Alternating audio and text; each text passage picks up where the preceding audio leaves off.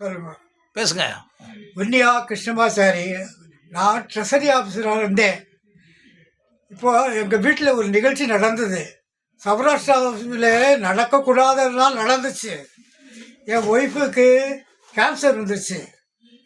என்னுடைய 4 மாப்பிள்ளைங்க, எனக்கு 4 பொண்ணுங்க. 4 பொண்ணுங்க விசித்திரமாக நடந்துக்கிட்டாங்க. 4 மாப்பிள்ளைங்களும் மகா விசித்திரம், எல்லாம் படித்தவங்க. படித்தா எக்கச்சக்க டிகிரி ஹோல்டர்ஸ். என் பொண்ணுங்க கூட இந்த டிகிரி ஹோல்டர்ஸ் தான். நான் ட்ரெஸரி ஆஃபீஸர். என்னுடைய ட்ரெஸரியில் என்ன 100 பேர் 200 பேர் ஒத்துக்குவாங்க. அங்கே ட்ரெஸரியில் நடக்கும்போது கல்யாணங்களுக்கு நான் தான் தலைமையில் இருந்து நடத்துவேன். ஒவ்வொரு பொண்ணு கல்யாணத்துக்கும் ஒரு குடம் கொண்டு போய் கொடுப்பேன்.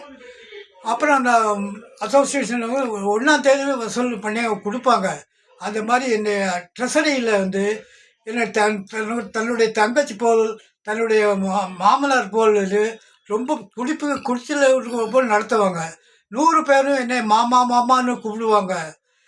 நான் எல்லாரோடையும் பழகி, ஆஃபீஸர் எங்கே பார்த்தாலும் மாமா எப்படி இருக்கீங்க, எப்படி இருக்கீங்க, நல்லா இருக்கீங்களா அப்படின்னு ரொம்ப நல்லா எல்லாமே பழகுவாங்க. அவங்க வீட்டுக்குள்ள ஒருத்தனாக இருக்காங்க, ஒரு மாதிரி நினச்சிக்கணும், பேசுவாங்க, கொள்ளுவாங்க. எங்கே பார்த்தாலும் மாமா எனக்கு ஒரு பொண்ணு பற்றி கொடுங்க அப்படின்னு வேடிக்கையாலாம் பேசுவாங்க. நானும் விடாமல் உனக்கு ஒரு பொண்ணு தானே வேணும், இருப்பா கொஞ்சம் பொறுப்பா அப்படின்னு லேடிக்கையாக பேசி உனக்கு வேண்டியது நான் செஞ்சுக்கிறேன், போயிட்டு போனால அப்படின்னு ராசிச்சு போச்சு. ஆக மொத்தம் ட்ரெஸரியில் என்னை பார்க்க ஃப்ரெண்டாக நடத்த ஆட்களே கிடையாது. ஆஃபீஸர் கூட அப்படி தான் நடத்துவாங்க. நான் எல்லாமே என் ஆஃபீஸில் எங்கே இருந்தாலும் என் கூட 10 பேர் சிரிச்சுக்கிட்டே பேசிக்கிட்டே இருப்பாங்க. அவ்வளவு நல்லா நடந்துக்கிட்டே இருந்தேன். அடுத்த ஆஃபீஸ்லேருந்து வர்றவங்க கூட முதல்ல என்னை பார்த்து இது வேணும் சார், இது ஹெல்ப் கொடுங்கம்பாங்க. நான் ஹெல்ப் பண்ணுவேன். இப்படியெல்லாம் நல்லா நல்ல மாமா மாமான்னு பேசுகிறேன். என் பேரை சொல்லி யாரையும் கூப்பிட மாட்டாங்க. அவ்வளோ அன்பாக நடந்து பேசிக்கிட்டே இருக்கேன். ஆக வீட்டில் எல்லாம் நல்லா கொடுத்துட்டேன். ஆனால் எங்கள் வீட்டில் எனக்கு நல்ல பேர் இல்லை.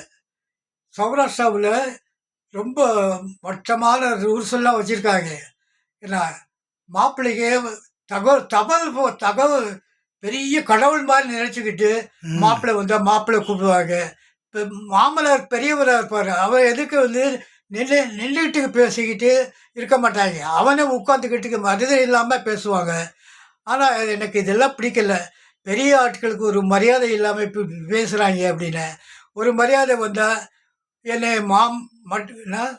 மாக்காமலையா அப்படின்னு கூப்பிடுவா. அப்புறம் ஒவ்வொரு வீட்லேயும் யாருக்காவது ஒரு விஷயம் நடந்ததா மாப்பிள்ளை வீட்டில் மாமனார் போய் கூப்பிட்டு வரணும், பொண்ணை கொண்டு போய் விட்டுட்டு வரணும், பொண்ணு விருந்துக்கு கூப்பிட்டா அவனே கூப்பிடணும், கொண்டு போய் விருந்து முடிஞ்ச பிறகு அவனே கொண்டு போய் விடணும். இப்படியெல்லாம் மட்டமான ரூல்ஸ் எல்லாம் வச்சுருக்காங்க. எங்கள் வீட்டில் ஒரு 4-5 பொண்ணு பண்ணுறதுக்கு, 4 பொண்ணுக்கு போடுறதுக்கு, ஒரு பையனுக்கு கல்யாணம் பண்ணுறதுக்கு மகா கஷ்டப்பட்டுட்டேன். ஏன்னா பொண்ணு பார்க்க வருவாங்க, மாப்பிள்ளையை பார்க்க வருவாங்க. வந்துட்டு 5 பொண்ணா 4 பொண்ணா, ஐயோ நாத்தனா வேலையை பார்க்க முடியாது, நாத்தனா கொடுமை நிறைய இருக்குமே அப்படின்னு சொல்லிட்டே இது கல்யாணத்துக்கு ஒத்துக்க மாட்டாங்க. 4 பொண்ணை ஜெயிக்கிறது கஷ்டண்டா அப்படின்னு 4 பொண்ணு கல்யாணம் பண்ணுறது மகா கஷ்டப்பட்டு விட்டேன். ஏன்னா எல்லாம் பல 50 புரோக்கர் வருவாங்க. 50 புரோக்கருக்கு 100 ரூபா கொடுக்கணும். அவங்க ஒரு பத்திரம் கொண்டாந்து கொடுப்பாங்களும், பத்திரம் கொண்டாந்து கொடுத்தா 100 ரூபா கொடுக்கணும். அப்புறம் அவர் காப்பி தண்ணி கொடுக்கணும். சில பேர் சாப்பிட போகக்குள்ள போயிட்டு வாங்க. அவ்வளோ புரோக்கர் வேலை மகா தொல்லை குடித்த வேலை. நான் புரோக்கருக்கு 1 லட்சம் செலவழிச்சிருக்கேன். நான் இந்த பாத்திரத்தை வாங்கும்போது அது 1 லட்சம் செலவழிச்சேன். அந்த 50 பத்திரம் 60 பத்திரம் இவங்க ஐயர்கிட்ட கொண்டு போய் காமிக்கணும். அவன் ஒவ்வொரு பத்திரத்துக்கு 50 ரூபா வாங்குவான். என்ன ஜாதகத்துக்கு 50 ரூபா வாங்குவான். அதையும் கொடுத்துருக்கேன். ஜாதகத்துக்கு மாத்திரத்துக்கு சேர்க்கறதுக்கு அவங்க எங்களுக்கு சாயந்தரம் சேர்ந்துருக்கு, அவங்களுக்கு சேராது. என்ன பையன் பொண்ணுக்கு இந்த ஜாதகம் சேர்ந்துருக்கு. எங்க எங்க ஐயருக்கு சேரலைங்கிறாங்க. அஷ்ட நஷ்டம் இருக்கு. இது ஆமா பொருத்தம் செவ்வாய் பொருத்தம் இருக்கு அப்படின்னு அவங்க சொல்லியிருப்பாங்க.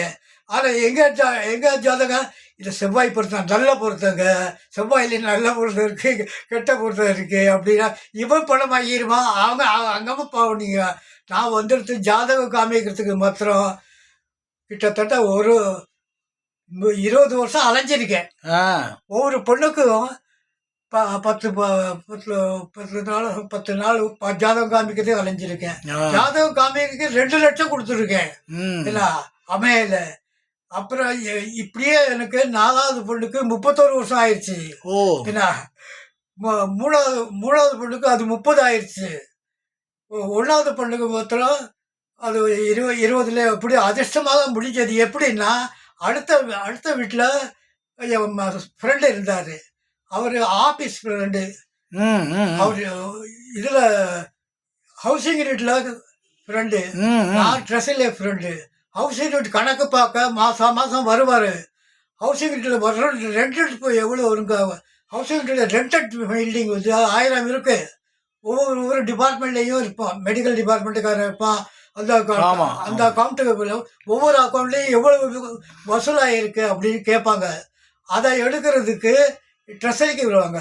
நானே எடுத்து கொடுத்துட்டேன். ஒவ்வொரு டிபார்ட்மெண்ட்டுக்கும் ஃபிகர் இருக்கும்.